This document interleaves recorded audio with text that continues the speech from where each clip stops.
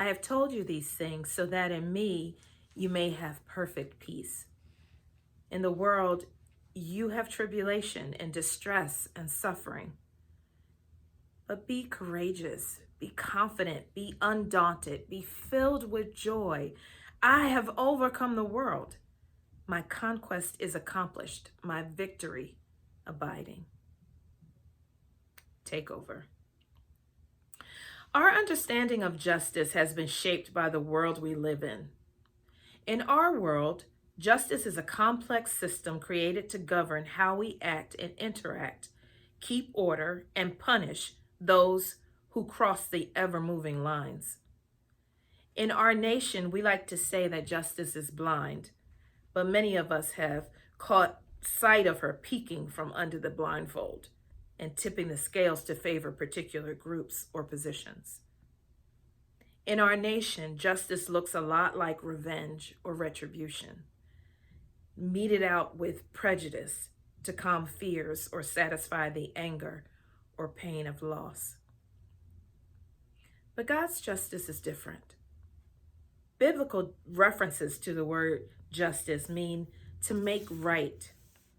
It is a relational term. So the work of justice involves bringing people back into right relationship with God, one another, and creation. It is rooted in his divine nature and always working to realign us with his divine will. Injustice distorts, disfigures, or destroys these relationships. When I step back and look at the world with its corruption, greed, and hatefulness, I wonder how we will ever get to God's justice here.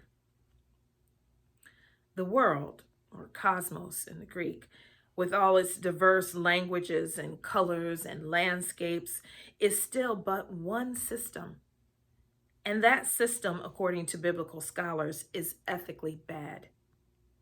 The word world in the Bible refers to the order or arrangement of unbelieving humankind organized by Satan himself. It is based on cosmic principles of force, greed, selfishness, ambition, and pleasure. Its power is military might. So, though it may outwardly be religious, scientific, cultured, and elegant, it is upheld by armed force and dominated by satanic principles. Jesus says, I have overcome the world. Not I will overcome it. Not I'm going to overcome it someday in the sweet by and by. No, I have overcome it. Past tense, over and done. Check it off the list, world overcome. You are of God, little children, and have overcome them, because he who is in you is greater than he who is in the world. It's like Jesus and the enemy are involved in a high-stakes chess game, and Jesus, in what looks like the middle of the game, knocks over the opponent's king, gets up from the table, and calls checkmate over his shoulder as he strolls away. And we, in confusion, hang around the chessboard.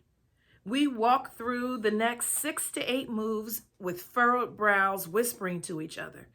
Then sometime later, we step back, mouths open in disbelief, as we finally arrive at the conclusion that Jesus announced an hour before. Checkmate.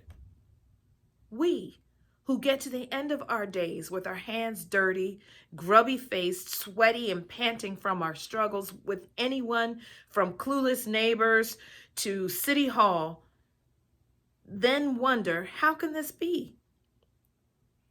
I was no business major, okay?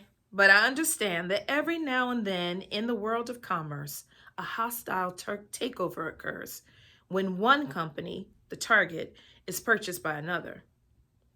If the management of the target company doesn't agree with the takeover, the acquiring company accomplishes the takeover by going directly to the target company shareholders or the owners, or fighting to replace management. If the owners agree, the deal is done. Now, management may, for a time, keep showing up for work, coming up with tricks and schemes to try to hold on to things as they were. They may huff and puff and bluster with the insistence that they are still in charge, ordering everyone around who doesn't know any better. But the fact remains that they are finished, and it's only a matter of time before the new management team is put in place and the name on the building is changed. Jesus came into the world to execute a hostile takeover, to reset the justice system. Satan was not in agreement, but he was not the owner. And so it happened without his consent.